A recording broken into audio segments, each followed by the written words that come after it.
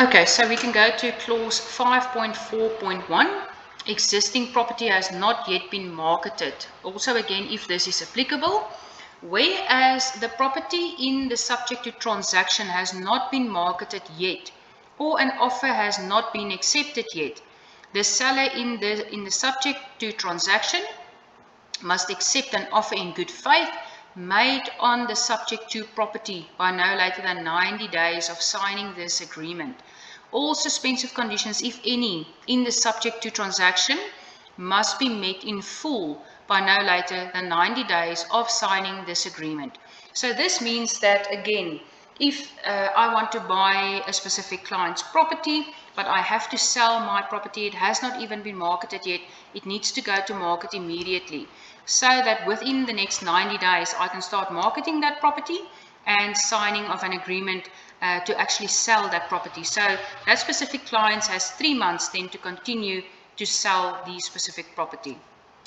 So then again we go down to 5.4.2.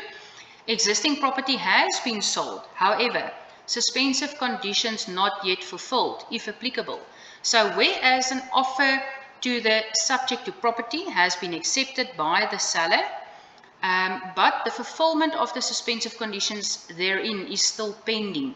All suspensive conditions in the subject to transaction must be met in full within 20 days of signing this specific agreement. So that means, yes, the property has been sold. There is some suspensive conditions not yet fulfilled, so it must be fulfilled within the next 20 working days, meaning that would be almost a month where the client has time for their money to be released so that they can continue with this transaction. Or if they say there is money to be released, but we still also need a little bond of a certain amount to come through as well, then all of that must then happen within 20 working days. You can obviously extend this as well and make this maybe 30 working days, or you can even say make it 60 working days, depending on what your situation is and also depending if the seller agrees to this. So talk to your seller in terms of what specifically the offer to purchase agreement stipulates and what the implications of it is. Then if we go further down to 5.4.3, existing property already sold, the seller in the subject to transaction has on the date hereof already concluded an agreement for the sale of the subject to transaction, have been met in time and in full terms of that agreement.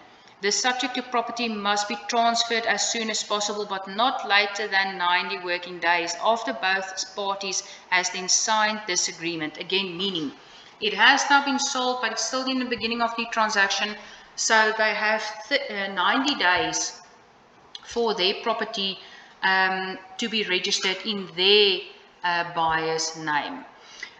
So then again, that specific firm, the contact person, contact number and email must be completed with the attorneys who is actually selling the house of your buyers, so that you can also make contact with your buyer to find out when their property will be registered and transferred, so that your contract with your seller and buyer can actually now come into force.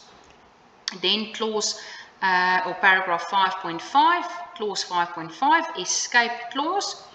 Pending fulfillment of all suspensive conditions of this agreement, the agent shall be entitled to continue to market the property until an unconditional agreement exists on the property.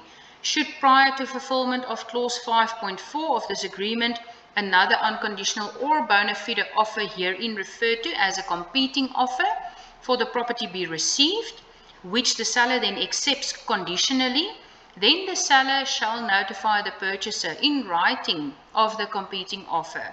The purchaser shall then be given the option for 3 working days to fulfill or to waive clause 5.1 or clause 5.4 or any other suspensive conditions. The purchaser shall then exercise this option in writing and must deliver within 72 hours to the seller, meaning within 3 days. Should the purchaser not timeously exercise the option as aforesaid, then this agreement between the seller and the purchaser shall immediately and automatically be cancelled without prejudice to the rights of any party. So this means that if I now sell this property for R1 million and they still have to sell their own property, or they have to obtain a bond application and so on. Doesn't matter what the situation is, there is suspensive conditions to this agreement. Now I get another client, and he also maybe offers R1 million, but it's a cash deal. They can immediately transfer that cash within the next 24 hours to the attorney's trust account.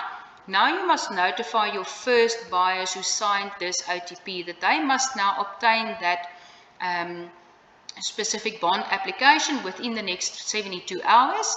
Otherwise, if they can't do it, or if they can't maybe pay their deposit as they said in the OTP agreement, and obtain their bond application within the next 72 hours, then obviously this agreement will then lapse and cancel, and we will accept the second buyer's offer. This is what the escape clause means.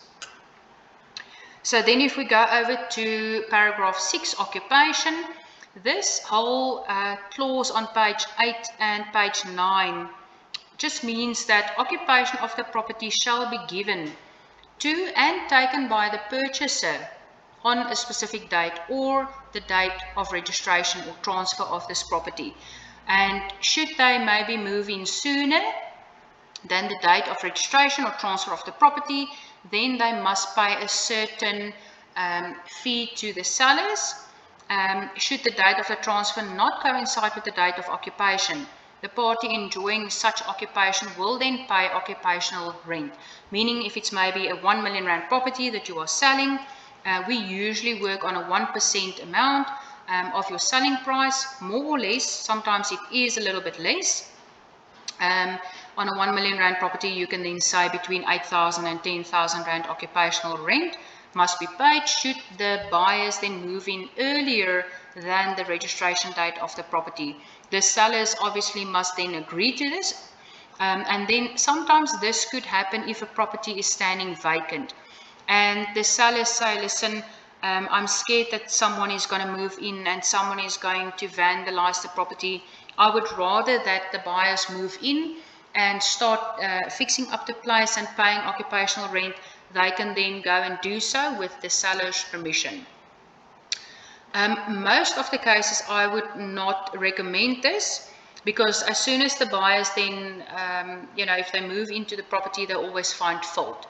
Then they say this was not on the mandatory property declaration form, or there's now a cracked tile, or I see this specific defect on the property. I'm not happy with this, and then there's a whole discussion and argument surrounding the property.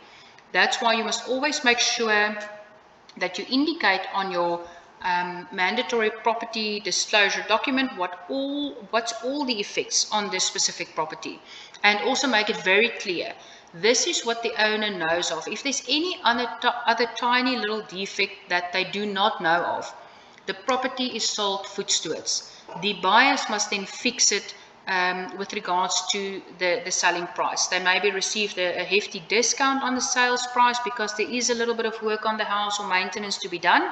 Make sure that your buyers know it and that they are aware of it, so that there's no comebacks at the end of the day. So 90% of my transactions, or 99% of my transactions, the buyers only move in on registration of the property.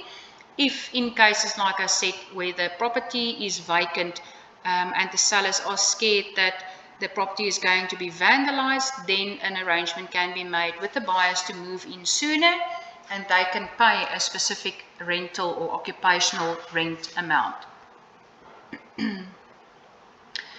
Then make sure, if we go further down, that you understand the rest of the clauses. Should the seller vacate the property before the occupation date, he or she is obliged to continue to maintain the garden. So the rest of the clauses just speaks about the maintenance of the property. If the seller does move out, he or she must make sure that there is no damage to the property, because if there is, and the property was not yet transferred to the buyer's name, the seller will be responsible for fixing those errors or defects that now occurred because of vandalism on the property. So that's why some of the sellers do allow the buyers to move in, especially when the properties are vacant.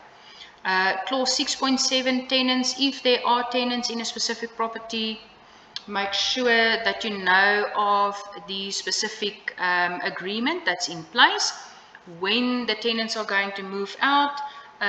If the buyers are buying the property for an investment and they do want to keep the tenants, make sure that you know what the rental amount is, etc. So always make sure that you ask what's going on. Is there tenants in the place?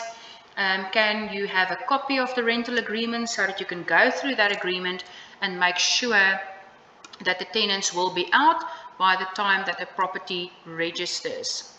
So make sure that you are on top of your game, especially when there are tenants involved in a specific property.